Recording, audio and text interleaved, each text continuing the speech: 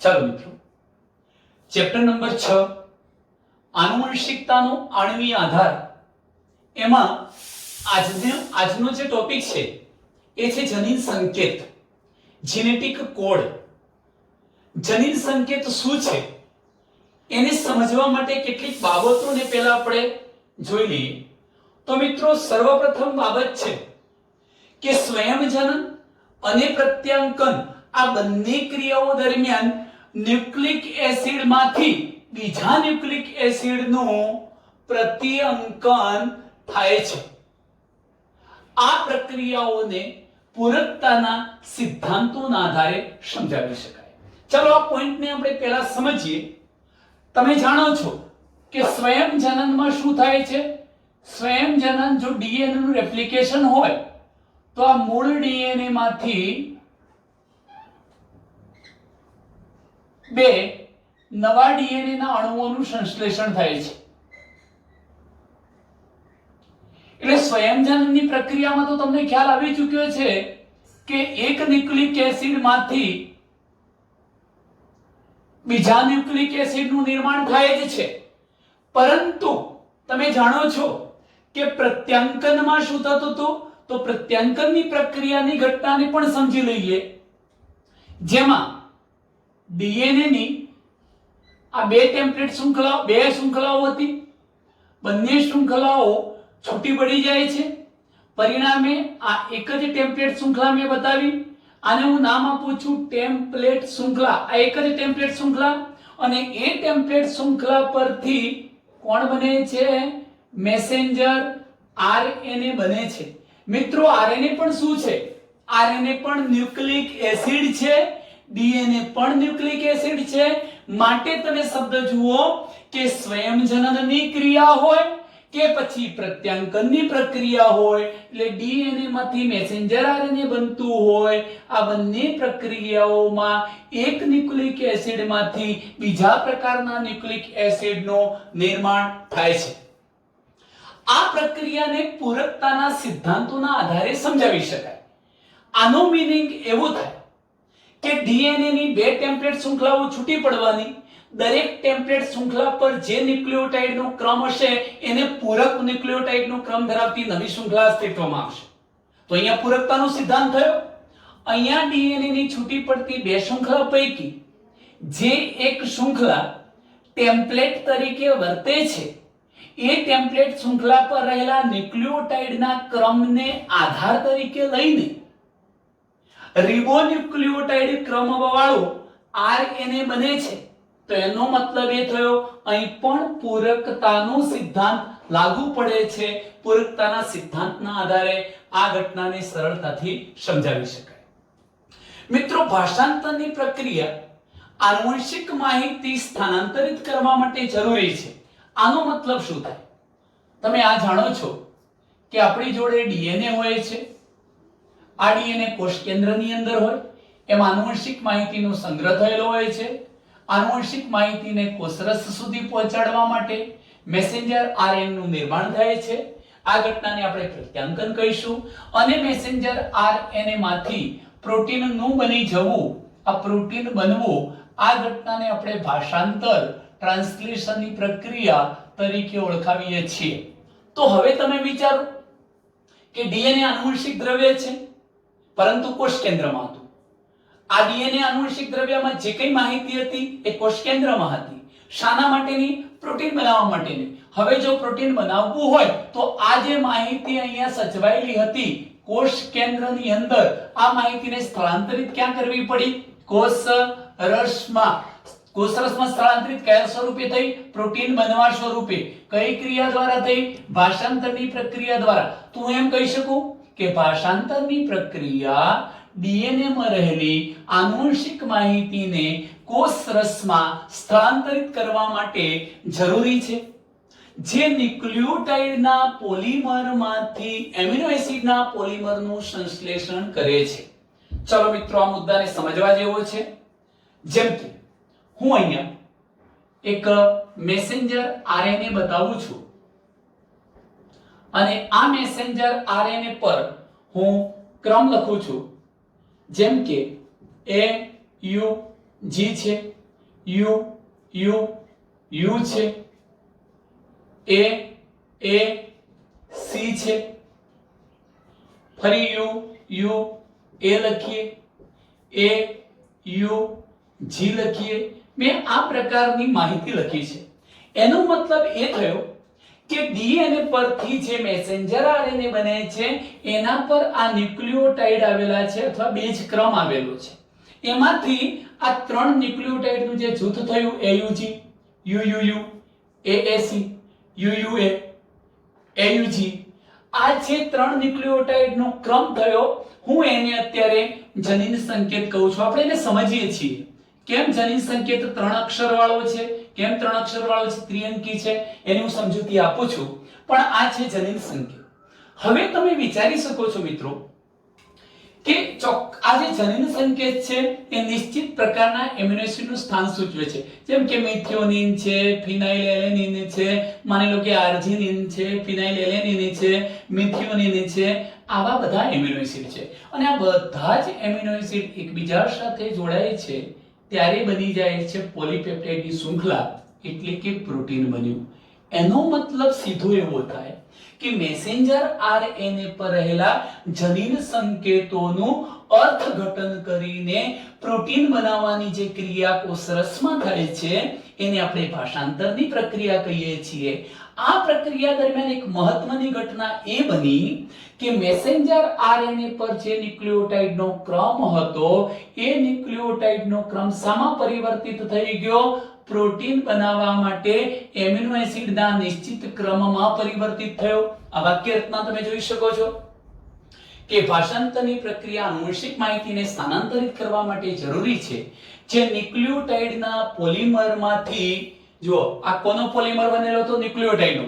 ન્યુક્લિયોટાઇડના પોલિમરમાંથી હવે આ પોલિમર જે બન્યો કોનો છે?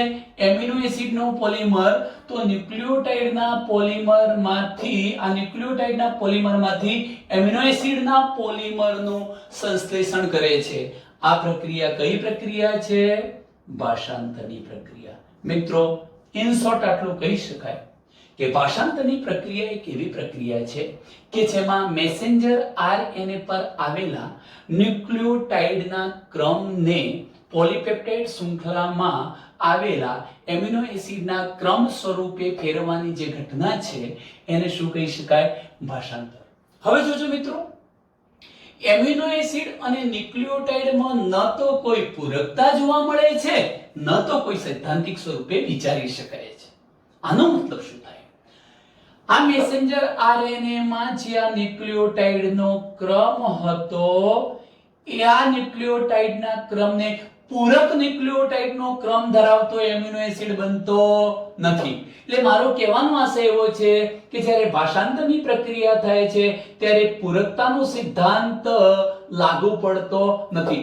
એમિનો એસિડ જે નક્કી થવાના એ પૂરકતાના ક્રમ પ્રમાણે નક્કી નથી થવાના, યાદ રાખજો મિત્રો. પણ એમ કહી શકીએ કે મેસેન્જર આરએનએ માં જે ન્યુક્લિયોટાઇડનો ક્રમ હતો એ અને પોલીપેપ્ટાઇડ શૃંખલામાં જે એમિનો એસિડનો ક્રમ હતો એ બંને વચ્ચે પૂરકતા જોઈ શકાતી નથી અને ન તો પૂરકતા વિશે વિચારી શકાય. એટલે પૂરકતા વિશે આપણે વિચારી પણ શકતા નથી. એટલે એમિનો એસિડ, આ એમિનો એસિડ હતા અને આ કોણ છે? ન્યુક્લિયોટાઇડ. માં ન તો કોઈ પૂરકતા જોવા મળે છે, ન તો કોઈ સૈદ્ધાંતિક સ્વરૂપે આ માટે આપણે વિચારી શકીએ. હવે જુઓ કે ન્યુક્લિક એસિડમાં ફેરફાર થવાથી પ્રોટીનના એમિનો એસિડમાં પણ પરિવર્તન આવે છે. આને આધાર આપતા પૂરતા પુરાવા છે. આ તો મિત્રો તમે જાણો જ છો કે આ શું છે? ન્યુક્લિક એસિડ ડીએનએ છે. જો એની પર આવેલી આ જે ટેમ્પલેટ શૃંખલા હતી કે જે કોનું નિર્માણ કરવાની છે? મેસેન્જર આરએનએ નું નિર્માણ કરવાની છે. એવી ટેમ્પલેટ શૃંખલામાં અથવા જનીનમાં કોઈ પણ પ્રકારની વિકૃતિ આવી ગઈ, ફેરફાર થઈ ગયો, તો સ્વાભાવિક છે કે બનનારું જે મેસેન્જર આરએનએ હતું એમાં પણ થોડી વિકૃતિ આવવાની અને પરિણામ સ્વરૂપે એમાં જે જનીન સંકેતો બનવા જોઈતા હતા એ ન બને. તો સ્વાભાવિક છે કે પ્રોટીનમાં જે એમિનો એસિડ ગોઠવાવા જોઈએ એ ગોઠવાઈ શકતા નથી. પ્રોટીન બદલાઈ જાય છે, વિકૃતિ વાળો બની જાય છે એમ કહી શકાય. તો ન્યુક્લિક એસિડમાં ફેરફાર થઈ જવાથી પ્રોટીનની અંદર એમિનો એસિડના ક્રમમાં પણ પરિવર્તન આવી જાય છે. આને આધાર આપતા આપણી જોડે પુરાવાઓ છે, જેનાથી જનીન સંકેતની પરિકલ્પનાનો પ્રસ્તાવ રજૂ થયો. આ અગત્યનું વાક્ય મિત્રો. આ બાબત જાણવા આવી વૈજ્ઞાનિકોને કે જો ડીએનએ ની રચનામાં ફેરફાર થાય છે તો પ્રોટીનનું નિર્માણ કરતી પોલીપેપ્ટાઇડ શૃંખલામાં એમિનો એસિડ પણ પરિવર્તિત થઈ જાય છે. તો એનો મતલબ એ થયો કે જ્યારે ડીએનએ માં ફેરફાર થાય છે ત્યારે મેસેન્જર આરએનએ પર આવેલા આ જે જનીન સંકેત હતા એમાંય વિકૃતિ આવતી હશે, ફેરફાર થતો હશે, અને પરિણામે એમિનો એસિડ પણ કેવા થઈ જતા હશે? પરિવર્તિત. તો આ બધા ફેરફાર કેમ થયા? જે પ્રકારનું પ્રોટીન બનવું જોઈતું હતું એ ન બની શક્યું, ફેરફાર વાળું બન્યું. કોના કારણે? કારણ કે બનવા જોઈતા હતા એ જનીન સંકેત ન બન્યા. આ બાબત ધ્યાનમાં આવી અને એના કારણે જ આ જનીન સંકેત શું છે એ જાણવા માટે લોકોમાં અને વૈજ્ઞાનિકોમાં ઉત્કૃષ્ટતા જાગી. એટલા માટે જ આ બાબતથી જેમ કહી શકાય કે જનીન સંકેતની પરિસંકલ્પના રજૂ કરવાનો પ્રસ્તાવ થયો, જે પ્રોટીન સંશ્લેષણ દરમિયાન એમિનો એસિડના અનુક્રમોને નિર્ધારિત કરે છે. કોણ? આ જનીન સંકેત. જ્યારે પ્રોટીન બનાવવું છે, પ્રોટીન સંશ્લેષણ કરવું છે, ત્યારે પ્રોટીનમાં કયા એમિનો એસિડને કયા ક્રમમાં ગોઠવવો એ નક્કી કોણ કરે છે? આ જનીન સંકેત નક્કી કરે છે એમ કહી શકાય. જનીન સંકેતનું અર્થઘટન કરવું આ બાબત વધારે ચુનૌતીપૂર્ણ હતી મિત્રો. પ્રશ્ન એ હતો, બરોબર ધ્યાનથી સમજજો કેમ આ બાબત ચુનૌતીપૂર્ણ હતી. હું તમને આગળના સમજાવું છું કે આ જે મેસેન્જર આરએનએ બન્યું એમાં મિત્રો જોજો, હું ધારો કે અહીંયા બતાવું છું, અહીં લખ્યું પણ છે એડિનાઇન છે, યુરેસિલ છે, ગ્વાનિન છે અને સાઇટોસિન છે. 4 થી વધારે કોઈ જ ન્યુક્લિયોટાઇડ કે બેઝ જોવા મળતા નથી. તો એનો મતલબ એવો થયો કે જે મેસેન્જર આરએનએ છે એ મેસેન્જર આરએનએ માં 4 જ પ્રકારના નાઇટ્રોજન બેઝ કે પછી ન્યુક્લિયોટાઇડ આવેલા છે. કેટલા પ્રકારના? 4 જ પ્રકારના નાઇટ્રોજન બેઝ કે 4 જ પ્રકારના ન્યુક્લિયોટાઇડ છે. હવે તમે વિચારો, હું આ બાબત સમજાવું છું એવો ટૂંકો પ્રશ્ન પણ યાદ રાખજો કે જનીન સંકેત શા માટે એક અક્ષરીય નથી? જનીન સંકેત શા માટે દ્વિઅક્ષરીય નથી? અને જનીન સંકેત શા માટે ત્રિઅક્ષરીય છે? મિત્રો બરોબર ધ્યાનથી સમજો. આ બાબત નક્કી કરવી કઠિન હતી, મુશ્કેલ હતી કે જનીન સંકેત એકાક્ષરીય છે. જો હું લખું છું જનીન સંકેત શું એકાક્ષરીય, એક અક્ષર વાળો છે, એકાક્ષરીય છે? શું જનીન સંકેત દ્વિઅક્ષર વાળો છે, દ્વિઅક્ષરીય છે? કે જનીન સંકેત ત્રિઅક્ષરીય છે અથવા ત્રિઅંકી છે, 3 અંક વાળો છે? આમાંથી કઈ બાબત સાચી છે એ નક્કી કરવું એક મુશ્કેલ ઘટના હતી. આ અદ્ભુત કાર્ય કરવા માટે ઘણા બધા વૈજ્ઞાનિકોના સહયોગની જરૂરિયાત હતી મિત્રો. જેમ કે ભૌતિક શાસ્ત્રીની જરૂરિયાત હતી, કાર્બનિક રસાયણશાસ્ત્રીઓની જરૂરિયાત પડી, જૈવ રસાયણશાસ્ત્રીઓની પણ જરૂરિયાત પડવાની હતી અને જનીન શાસ્ત્રીઓના સહયોગની પણ આવશ્યકતા હતી. શું નક્કી કરવું તો કે જનીન સંકેત એક અક્ષર વાળો, 2 અક્ષર વાળો કે 3 અક્ષર વાળો છે? જનીન સંકેત છે શું એ નક્કી કરવા માટે આ બધા જ વૈજ્ઞાનિકોના સહયોગની જરૂરિયાત પડી. હવે હું બતાવું મિત્રો, જરા ધ્યાન રાખો કે આ જે મેસેન્જર આરએનએ મેં બતાવ્યું છે એમાં વધુમાં વધુ 4 જ પ્રકારના બેઝ અથવા ન્યુક્લિયોટાઇડ છે. કયા 4 પ્રકારના? જોજો, યુ, સી, એ અને જી. કેટલા થયા? માત્ર 4 જ થયા. હવે તમે વિચારો કે જો જનીન સંકેત એક જ અક્ષરનો બનેલો, અહીં ભલે 3 અક્ષર લખ્યા છે, માની લો કે એક અક્ષરનો બનેલો છે, એનો મતલબ કે આ યુ એકલો એક જનીન સંકેત તરીકે વર્તે, સી એકલો એક જનીન સંકેત તરીકે વર્તે, એ એકલો એક જનીન સંકેત તરીકે વર્તે અને જી એકલો જનીન સંકેત તરીકે વર્તે. તો 4 જ ન્યુક્લિયોટાઇડ હોવાથી દરેક એક જનીન સંકેત તરીકે વર્તે. 4:1 = 4. વધુમાં વધુ જનીન સંકેતો કેટલા બની શકે? 4. હવે જો જનીન સંકેતો વધુમાં વધુ 4 જ બને તો આપણે તો જાણીએ છીએ કે આપણી જોડે કુલ 20 પ્રકારના એમિનો એસિડ છે. આ 20 પ્રકારના એમિનો એસિડનું સ્થાન નિશ્ચિત કરવા માટે અથવા એનું નિર્ધારણ કરવા માટે તે અપૂરતા છે.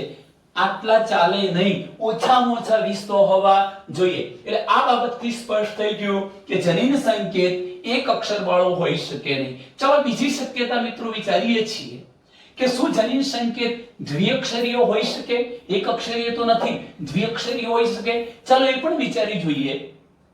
યુ સી એ જી આ પ્રથમ અક્ષર થયો, ધારો કે દરેક પ્રથમ અક્ષર થયો. આ પ્રથમ એક અક્ષર.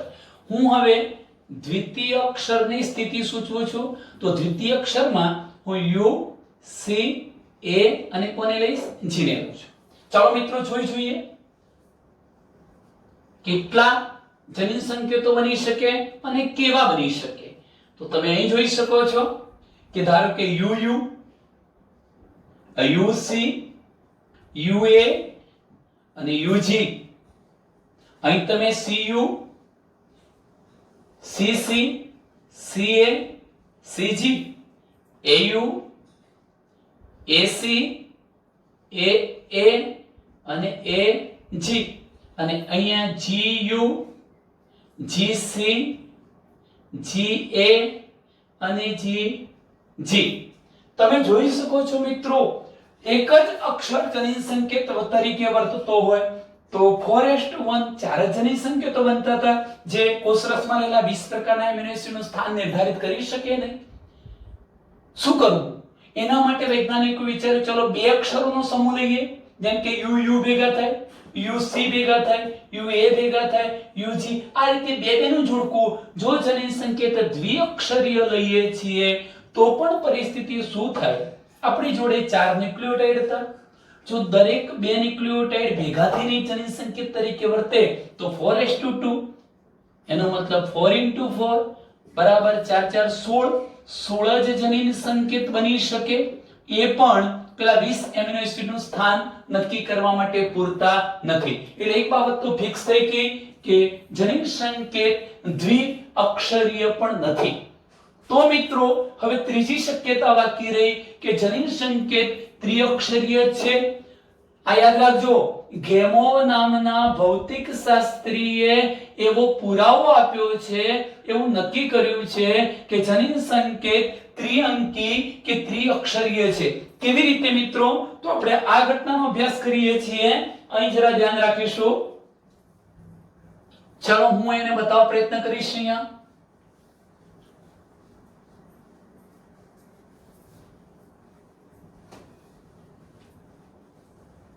જો જનીન સંકેત ત્રિઅંકી હોય તો કેવી રીતે થાય છે? ચલો આ બાબત આપણે પહેલા વિચારી લઈએ.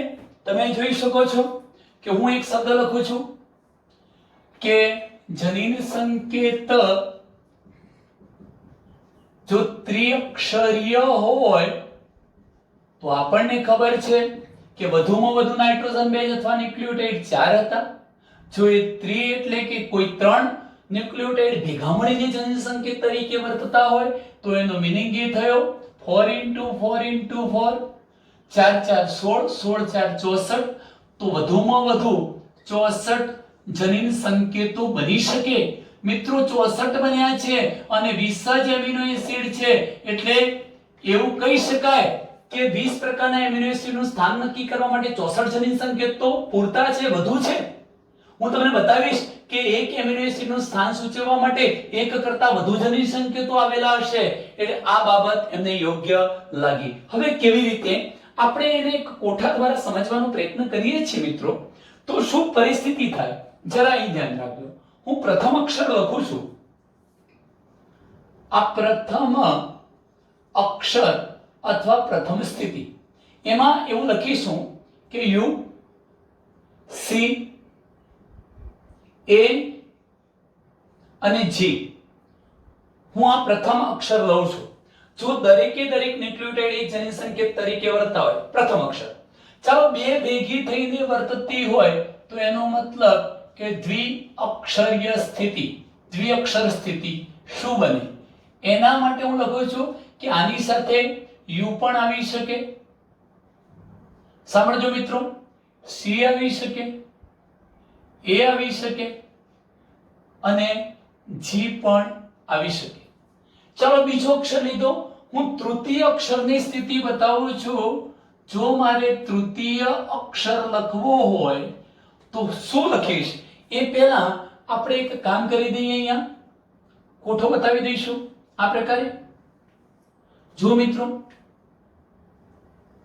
આપણે કોઠો અહીંયા બનાવી દઈએ છીએ. આ એક કોલમ, બીજું, ત્રીજું અને આ ચોથું કોલમ. અહીંયા પણ આ એક કોલમ, બીજું, ત્રીજું અને ચોથું કોલમ. હવે તમે જોઈ શકો છો અહીંયા કે હું તૃતીય અક્ષર તરીકે પણ U C A G, U C A G, U C A G, U C A G લઉં છું. તો પરિસ્થિતિ શું થાય છે સમજો ધ્યાનથી. ચાલો મિત્રો, યુ યુ યુ, પહેલી બાબત થશે યુ યુ યુ. પછી U C U C, you U C, you you A, A you એ અને યુ યુ અને જી. શોર્ટકટ ઝડપથી લખવું છે તો પેલા બે અક્ષરો લઈ લઈએ. યુ સી તો આવશે દરેકમાં, you C, U C, U C અને યુ સી. અને આની પાછળ આપણે યુ સી એ જી લખી દઈએ. એવી રીતે યુ એ, યુ એ, યુ એ, યુ એ અને પાછળ આ શબ્દો લખી દઈએ યુ એ સી જી. એવી રીતે અહીં લખીશું U G, U G, U G, U G અને પાછળ લખી નાખીએ યુ સી એ જી. ચલો મિત્રો, એવી જ રીતે C U, C U, C પાછળ શું આવશે યુ સી એ જી. અહીં લખી શકો C C, U C A G. ચાલો C A, C A, U C A G. C G,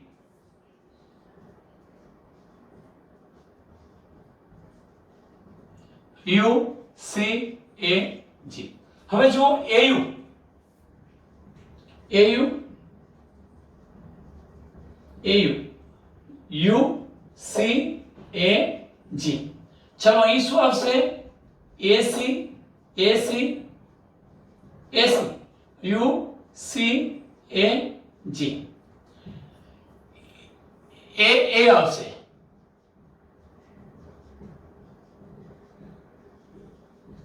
U C A જી અને એ રીતે એ G.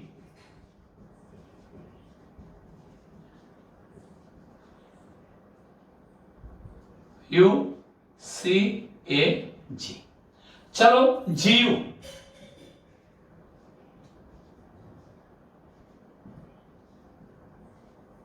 U C A G. G C,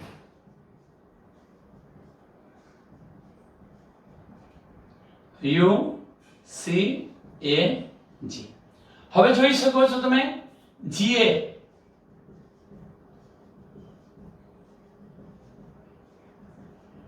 U C A જી અને જી જી,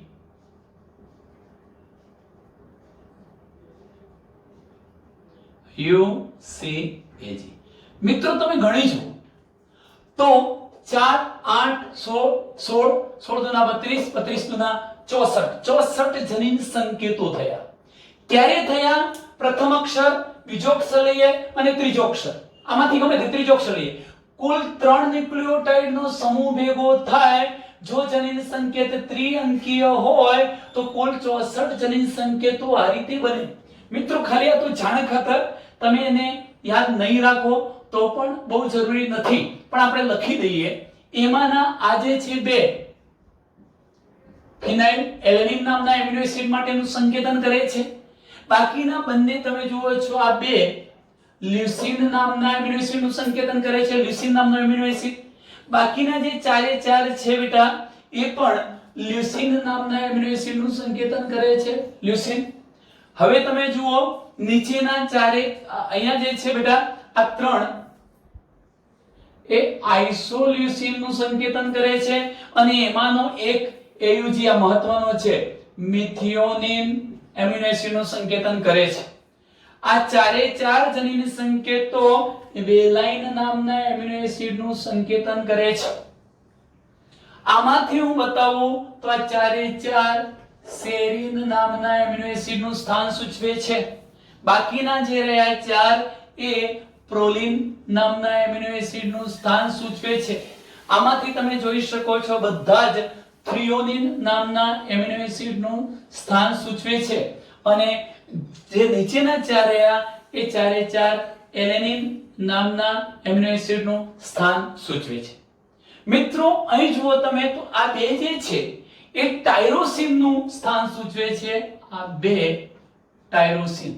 પણ સૌથી મહત્વનો પોઈન્ટ તમને કહી દઉં મિત્રો, તો આ જુઓ આ UAC અને UAG આ બંને કોઈ જ એમિનો એસિડનું સ્થાન સૂચવી શકતા નથી.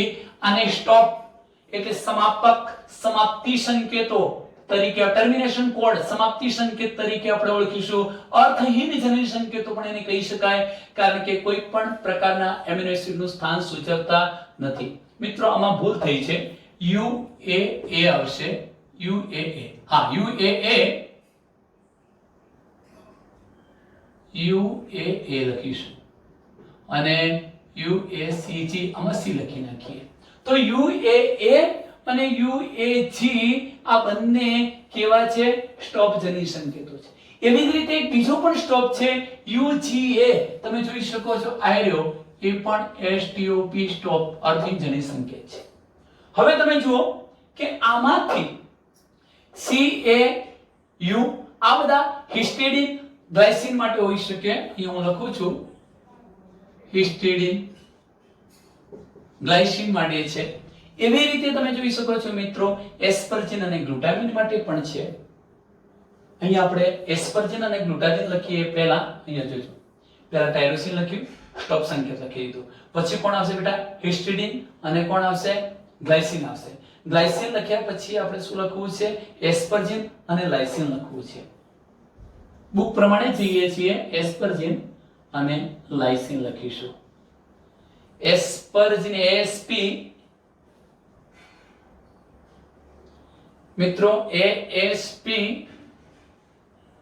એસ્પર્જિન ASN લખીશું, એસ્પર્જિન ASN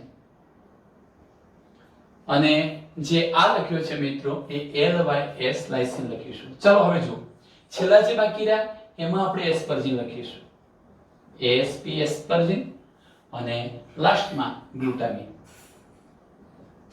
આપણે યાદ નથી રાખવાના એમિનો એસિડના ક્રમ, હવે જરા અહીં યાદ રાખજો. ઉપરના જે 16 પછી એક બાકી રહ્યો, આ જે છે ટાયરોસિન માટે છે, TY આ ટાયરોસિન માટે, અને બીજા બધા રહ્યા આર્જિનિન માટે છે, એ આર્જિનિન માટે. અને છેવટે મિત્રો હું તમને કહું સેરિન આર્જિનિન, સેરિન આર્જિનિન અને આ જે ચાર છે એ ગ્લાયસિન GLY માટે છે. ચલો આ લખવા પાછળનો હેતુ શું છે મિત્રો? અહીં તમે બરોબર ધ્યાનથી સમજજો કે જ્યોર્જ ગેમોવ એ એક ભૌતિક શાસ્ત્રી હતા. તેઓ શું માનતા હતા?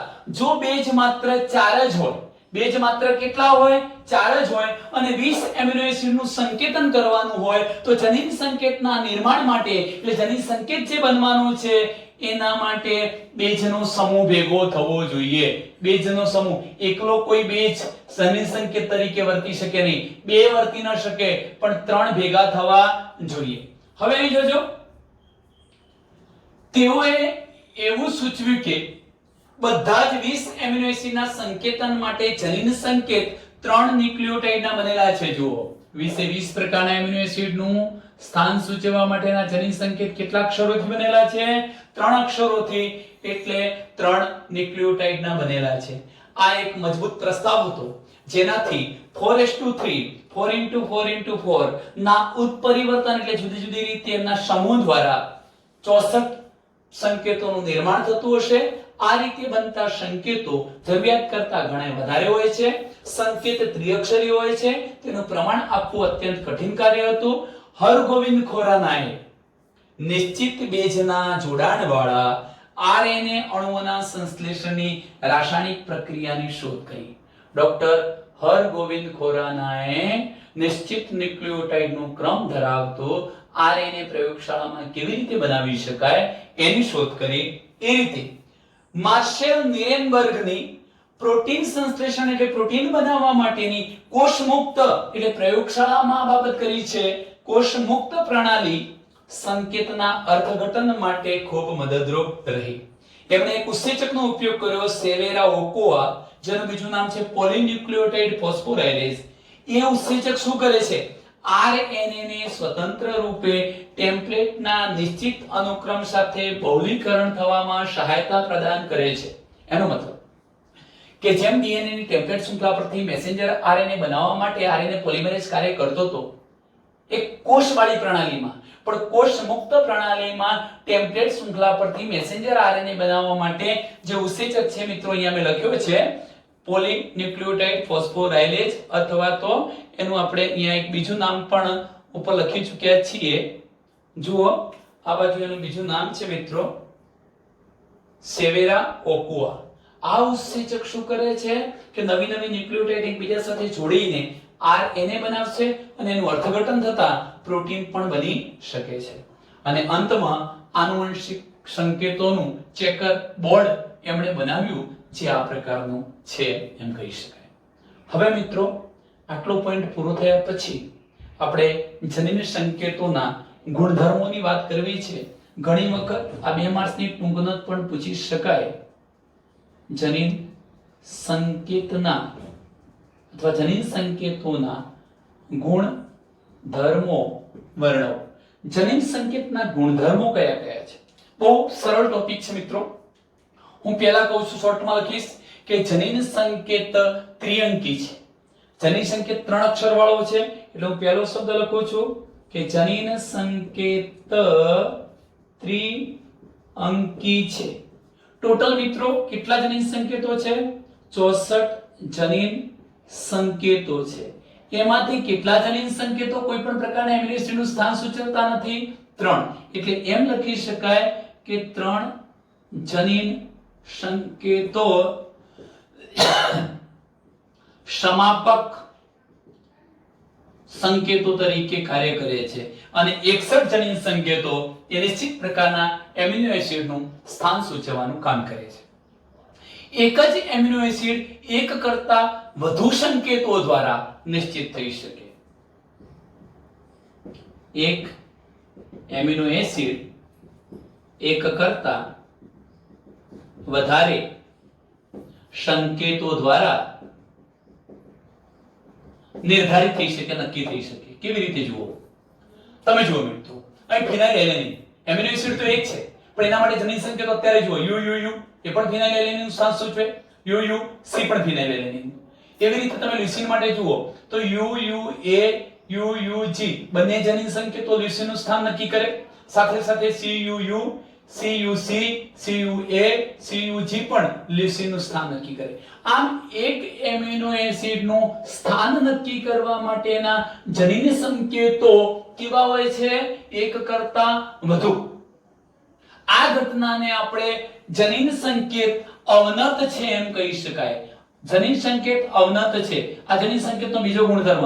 જનીન સંકેત અવનત છે નો મતલબ શું? એક એમિનો એસિડનું સ્થાન નક્કી કરવા માટે એક કરતા વધુ જનીન સંકેતો આવેલા છે. ઉલટું વિચારીએ તો એક જનીન સંકેત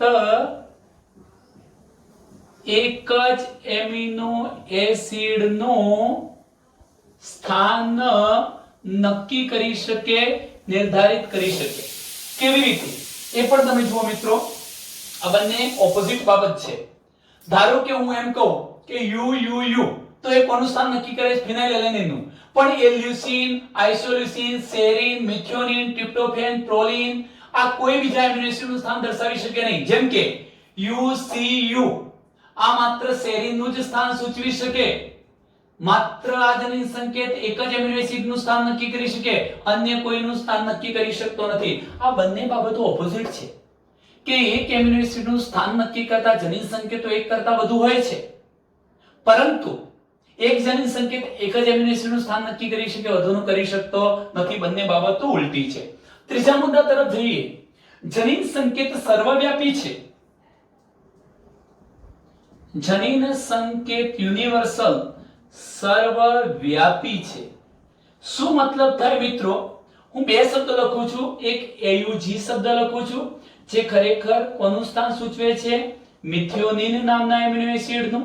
અને બીજું હું UU લખું છું. આ જે મિત્રો UU લખું છું એ શું છે? ફિનાઇલ એલેનિન માટેનું છે. કોના માટે? UU એ સ્થાન સૂચવે છે કોનું? ફિનાઇલ એલેનિન. હવે તમે યાદ રાખો જનીન સંકેત સર્વવ્યાપી છે એનો મતલબ શું? મનુષ્યથી માંડીને તમે બીજા અન્ય કોઈ બેક્ટેરિયા લો, મનુષ્ય લો કે અન્ય કોઈ પણ સજીવ લો, જો બેક્ટેરિયામાં AUG મિથિયોનિનને સૂચવતો હોય તો મનુષ્યમાં પણ AUG મિથિયોનિનનું સ્થાન નક્કી કરે. બેક્ટેરિયામાં UU ફિનાઇલ એલેનિનનું સ્થાન નક્કી કરતો હોય તો મનુષ્યમાં, ઢોરમાં, ભેંસમાં, ગાયમાં કે કોઈ પણ પ્રાણીમાં UU ફિનાઇલ એલેનિનનું સ્થાન સૂચવતો હોય. એટલે ટૂંકમાં કોઈ જાતિ ગમે તે હોય પણ જનીન સંકેત જે તે એમિનો એસિડનું જ સ્થાન નક્કી કરતો હોય. કેવું છે? સર્વવ્યાપી. હા, એમાં કેટલાક અપવાદ છે. એ અપવાદ કયા? તો કણાભસૂત્રીય સંકેતો અને કેટલાક પ્રજીવોમાં એવું બનતું નથી કે આપણામાં જે રીતે કોઈ જનીન સંકેત ચોક્કસ પ્રકારના એમિનો એસિડનું સ્થાન સૂચવે એ જે જનીન સંકેત ત્યાં કદાચ અન્ય કોઈ એમિનો એસિડનું પણ સ્થાન નક્કી કરી શકતો હોય. અપવાદ છે થોડા ઘણા, પણ મોટા ભાગે તો આ જનીન સંકેત કેવો છે? સર્વવ્યાપી. ચલો મિત્રો, ત્યાર પછીની હું વાત કરું છું. અહીંયા AUG નામનો જનીન સંકેત જો મેં અગત્યનો લખ્યો તો AUG. આ AUG બેવડા કાર્ય કરે છે. AUG જનીન સંકેત બેવડા કાર્ય કરે, બે કાર્યો કરે. કયા કયા? એક તો મિત્રો એ વિચારજો કે AUG કોનું સ્થાન સૂચવે છે? મિથિયોનિન નામના એમિનો એસિડનું સ્થાન નક્કી કરે છે. અને બીજું, કોઈ પણ પ્રોટીન બનવાનું હોય એ પ્રોટીનની શરૂઆત હંમેશા મિથિયોનિન નામના એમિનો એસિડથી થાય. એનો મતલબ કે એ પ્રોટીન સંશ્લેષણ માટેના પ્રારંભિક સંકેત તરીકે પણ વર્તે છે. તો AUG એ પ્રારંભિક સંકેત તરીકે પણ વર્તે છે અને AUG એ મિથિયોનિનનું સ્થાન પણ સૂચવે છે. પછી મિત્રો આમાંથી જ તમે શોધીને કહ્યું હતું કે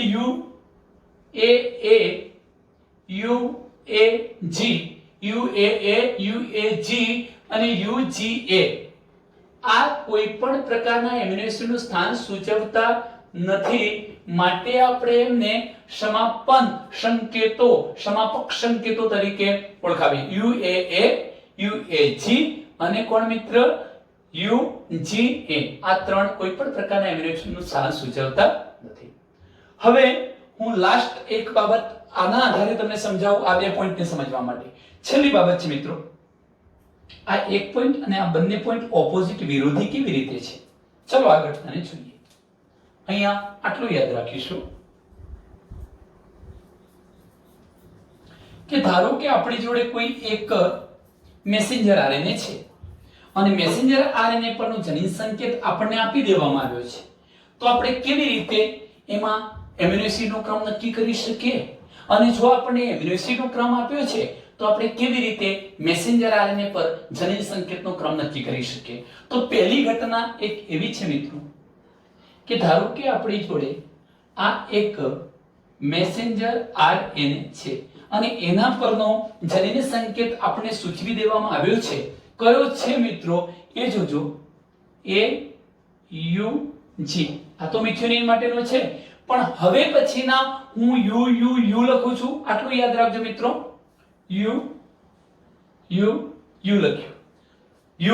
યુ યુ લખ્યું, પછી હું યુ યુ સી લખું છું, યુ યુ સી લખું છું, યુ યુ યુ, મન ફાવે એ ક્રમ આપણે ગમે તે લખી નાખીએ. You U C you U you લખીએ, યુ યુ સી લખીએ, આપણે યુ યુ યુ લખીએ. આ ક્રમ ગમે તે લખેલો છે, આપણને આ ક્રમ આપેલો છે. હવે તમને એમ કહેવામાં આવે કે આ મેસેન્જર આરએનએ પર રહેલા જનીન સંકેતનો ક્રમ છે, તો જે પ્રોટીન બનવાનું છે એ પ્રોટીનમાં એમિનો એસિડનો ક્રમ નક્કી કરો. તો તમે તરત જ નક્કી કરી શકો. AUG કોના માટે છે? મિથિયોનિન માટે છે. ચલો મિત્રો, યુ યુ યુ જોવું છે. યુ યુ યુ કોના માટે હતો? You U you phenyl alanine માટે. ધારો કે આ થઈ ગયો ફિનાઇલ એલેનિન. યુ યુ સી એ પણ કોના માટે છે? ફિનાઇલ એલેનિન માટે. આ રીતે આ પણ કોના માટે? ફિનાઇલ એલેનિન, ફિનાઇલ એલેનિન, ફિનાઇલ એલેનિન. તો ટૂંકમાં તમે સરળતાથી નક્કી કરી શકો છો કે પ્રોટીનમાં એમિનો એસિડના ક્રમમાં પહેલો મિથિયોનિન, પછીના બધા ફિનાઇલ એલેનિન ગોઠવાયેલા હશે. સરળ ઘટના થઈ ગઈ. પણ એથી ઉલટું કે જો તમને શું આપી દેવામાં આવ્યું છે? એમિનો એસિડનો ક્રમ આપી દેવામાં આવ્યો છે. જેમ કે મિથિયોનિન આપ્યું છે, તમને ફિનાઇલ એલેનિન, ફિનાઇલ એલેનિન, ફિનાઇલ એલેનિન આપ્યું છે.